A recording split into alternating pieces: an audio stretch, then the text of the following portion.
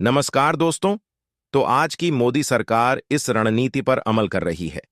भारत धीरे धीरे चीन के विरोधियों के साथ रक्षा और सैन्य संबंध मजबूत कर रहा है। यह ठीक वैसा ही है जैसे लोहे को लोहा काटता है।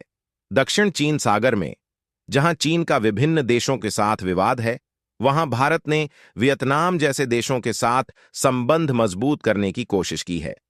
वियतनाम और चीन के बीच न केवल समुद्री सीमा विवाद है, बल्कि वे भूमि सीमा भी साझा करते हैं, जहां तनाव बना रहता है। और इसे अपनाकर भारत अपने रणनीतिक और भूराजनीतिक लक्ष्यों को मजबूत कर रहा है। जैसे कहते हैं, जहां सुई का काम हो वहां तलवार बेकार है। इसी तरह सही समय पर सही रणनीति अपनाने से ही सफलता मिलती है। वियतनाम और चीन की दुश्मनी कोई नई बात नहीं है। इतिहास गवाह है कि 1969 में दोनों देशों के बीच एक बड़ा युद्ध हुआ था, जो करीब 1 महीने तक चला। इस कड़वाहट और हालिया तनावों ने भारत और वियतनाम को एक दूसरे के करीब ला दिया है। भारत की रणनीति साफ है, चीन पर दबाव बनाना, न सिर्फ भारत के सीमाओं पर बल्कि वियतनाम की सीमाओं पर भी। इसे कहते हैं दुश्मन का दुख, दोस्त की ताकत। खबरें आ रही हैं कि भारत ने वियतनाम को अब तक की सबसे बड़ी डिफेंस डील का प्रस्ताव दिया है। यह डील दोनों देशों के सैन्य संबंधों को एक नई ऊंचाई पर ले जाएगी। दिलचस्प बात यह है कि भारत और वियतनाम दोनों ही ऐतिहासिक रूप से सोवियत यूनियन और रूस से फाइटर जेट्स खरीदते रहे हैं। वियतनाम के पास अभी भी 10 की संख्या में सुखोई 27 और 35 की संख्या में Sukhoi 30 multi role fighter jets हैं। भारत ने अपने रशियन फाइटर जेट्स को उन्नत बनाकर उनमें कई स्वदेशी तकनीकें जोड़ी हैं।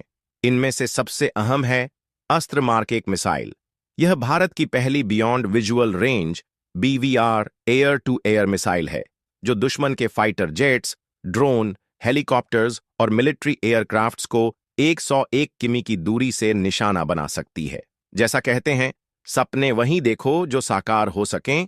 भारत इस मिसाइल के उन्नत वर्जन अस्त्र मार्क 2 और मार्क 3 पर भी काम कर रहा है। अब खबर है कि भारत ने वियतनाम को अपने फाइटर जेट्स के लिए अस्त्र मिसाइल्स का प्रस्ताव दिया है। भारत ने इन्हें अपने सुखोई 30 MKI जेट्स पर पहले ही इंटीग्रेट कर लिया है और वियतनाम को भी यही विकल्प दिया गया है।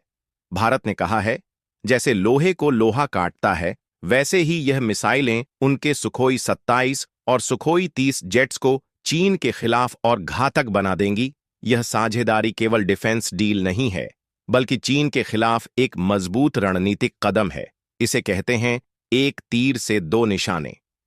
भारत अपने दोस्त को ताकतवर बनाकर न सिर्फ क्षेत्रीय स्थिरता को बढ़ावा दे रहा है, बल्कि अपने हितों की रक्षा भी कर रहा है। भारत सरकार ने वियतनाम को अस्त्र मार्क 1 मिसाइल डील के लिए सॉफ्ट लोन देने की पेशकश की है। इसके बाद वियतनाम की एक समिति इस डील के विभिन्न पहलुओं पर विचार कर रही है। भारत की यह मिसाइल न केवल सुखोई 30 MKI के लिए, बल्कि स्वदेशी तेजस मार्क 1 फाइटर जेट्स के लिए भी एक प्रमुख हथियार के रूप में इंटीग्रेट की जा रही है। भारतीय वायुसेना के हथियार भंडार में यह मिसाइल सबसे महत्वपूर्ण मानी जाती है। इस डील को सिर्फ एक साधारण मिसाइल निर्यात के रूप में देखना सही नहीं होगा।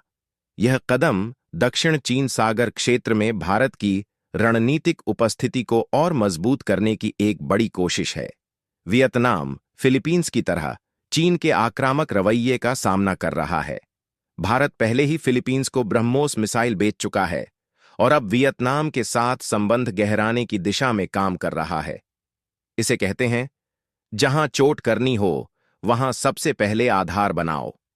यह डील भारत के लिए सिर्फ रणनीतिक बढ़त का जरिया नहीं है, बल्कि डिफेंस एक्सपोर्ट्स के विस्तार का भी एक अहम हिस्सा है।